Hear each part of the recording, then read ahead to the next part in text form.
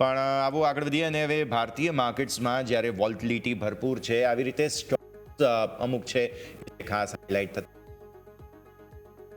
સામે આવી છે. દર્શક મિત્રો, અત્યારે પાછલા ત્રિમાસિકની અંદર સૌથી વધારે કયા સ્ટોક્સ એફઆઈઆઈએ ખરીદ્યા, એફઆઈઆઈએ વેચ્યા, એ ડેટા આપણે જોવો જોઈએ. સૌથી વધારે ડીઆઈએઝે શું કર્યું અને સૌથી વધારે રિટેલ ઇન્વેસ્ટર્સ છે તેઓ શું ખરીદી રહ્યા છે, શું વેચી રહ્યા છે, તેનો એક બહુ રસપ્રદ આંકડો સામે આવ્યો છે. મારા સહયોગી યોમિક પણ આપણી સાથે જોડાઈ રહ્યા છે, તેમની પાસે જઈએ. યોમિક, સૌથી પહેલાં તો ગુડ આફ્ટરનૂન. અને એફઆઈઆઈના જે કહી શકાય કે પોઝિશનિંગ રોટેશન છે બહુ રસપ્રદ રહેતા હોય છે. આવી સ્થિતિમાં લેટેસ્ટ આંકડાઓથી ન માત્ર એફઆઈઆઈના પરંતુ ડીઆઈના આંકડાઓ અને રિટેલ રોકાણકારોના આંકડાઓ પણ સામે આવ્યા છે, જે આપણે દર્શક મિત્રોને સમક્ષ મૂકીએ.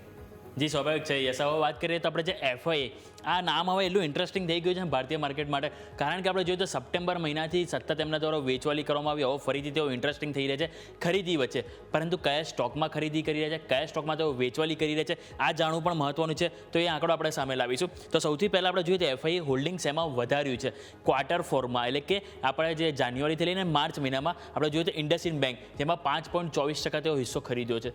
ભારતીય એરટેલ 1.15% હિસ્સો ખરીદ્યો છે. બજાજ ફાઇનાન્સમાં નજર કરો તો 1.14% હિસ્સો ખરીદ્યો છે. વિપ્રોમાં 0.5% અને શ્રીરામ ફાઇનાન્સ કે જેમાં 0.5% ખરીદી તેઓ અહીંથી કરી રહ્યા છે.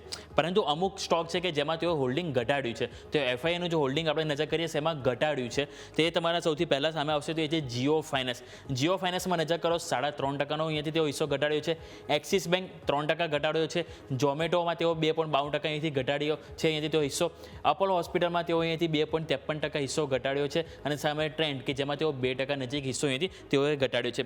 પરંતુ આ વાત થઈ એફઆઈઆઈની. હવે આપણે નજર કરીએ કે ડીઆઈ દ્વારા શું એક્શન કરવામાં આવ્યું છે ક્વાર્ટર ફોરમાં. તો સૌથી પહેલાં ડીઆઈએ કયા સ્ટોકમાં હોલ્ડિંગ વધાર્યું છે એની ઉપર ફોકસ કરીએ. ઝોમેટો ઓલમોસ્ટ 4% નજીક તેઓ હિસ્સો ખરીદ્યો છે. એક્સિસ બેંક ત્યાં પણ ઓલમોસ્ટ 3.5% હિસ્સો ખરીદ્યો છે. ટાટા કન્ઝ્યુમર 2.5% હિસ્સો ત્યાં ખરીદ્યો છે એમણે. અપોલો હોસ્પિટલ ઉપર નજર કરો તો ત્યાં પણ 2.5% નજીક તેઓ હિસ્સો ખરીદ્યો છે. અને ટ્રેન્ડમાં 2% નજીક હિસ્સો તેઓએ ખરીદ્યો છે. પરંતુ ડીઆઈએ પણ અમુક સ્ટોક છે કે જેમાં હિસ્સો તેઓએ અહીંયાથી ઘટાડ્યો છે. તેની ઉપર નજર કરીએ તો ઇન્ડસઇન્ડ બેંક કે જેમાં એફઆઈએ ખરીદ્યો હતો તેમાં ડીઆઈએ વેચ્યો છે અને ઓલમોસ્ટ 5.5% નજીક તેઓ હિસ્સો ઘટ્યો છે. અહીંયા બજાજ ફાઇનાન્સ જોવો તો અહીંયાથી 0.5% નજીક હિસ્સો ત્યાં પણ ઘટ્યો છે. શ્રીરામ ફાઇનાન્સ 0.5% હિસ્સો ત્યાં ઘટ્યો છે. વિપ્રો નજર કરો 0.5% ત્યાં હિસ્સો ઘટ્યો છે. સામે નજર કરશો ઇન્ફોસિસ તો ત્યાં પણ 0.5% નજીક આપણને હિસ્સો ઘટતો જોવા મળ્યો છે. એટલે આ બધા સ્ટોક છે કે જેમાં ડીઆઈએ એટલે કે સ્થાનિક રોકાણકારો હિસ્સો ઘટાડ્યો છે.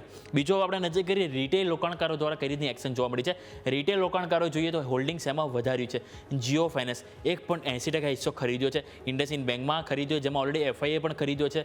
ટાટા મોટર્સ 0.5% હિસ્સો ત્યાં ખરીદવામાં આવ્યો છે. હીરો મોટોકોર્પનો હિસ્સો જોઈએ તો ત્યાં 0.5% નજીક રિટેલ રોકાણકારો ખરીદ્યો છે. અને ઝોમેટો કે જેમાં ડીઆઈએ તો ખરીદ્યો છે, સામે રિટેલ રોકાણકારો પણ 0.35% હિસ્સો વધાર્યો છે. એટલે કે આ બધા ડેટા આપણને સામે આવે છે કે જેમાં આપણને ખ્યાલ આવ્યું છે કે એફઆઈઆઈ સાથે સાથે ડીઆઈ અને આપણે જે રિટેલ રોકાણકારો આ જે ઘટાડો આવ્યો એમાં જે સ્ટોક સ્પેસિફિક ક્યાં તેઓએ એથી વધારો ઘટાડો કર્યો છે, આ ડેટા સામે આવ્યો છે કે જેની ઉપર આપણે ખાસ કરીને નજર રહેશે. Yes, okay. તો અત્યારે ફિલહાલ આ બધા જ રસપ્રદ આંકડાઓ સામે આવતા જોવા મળી રહ્યા છે, ધ્યાન રાખીએ.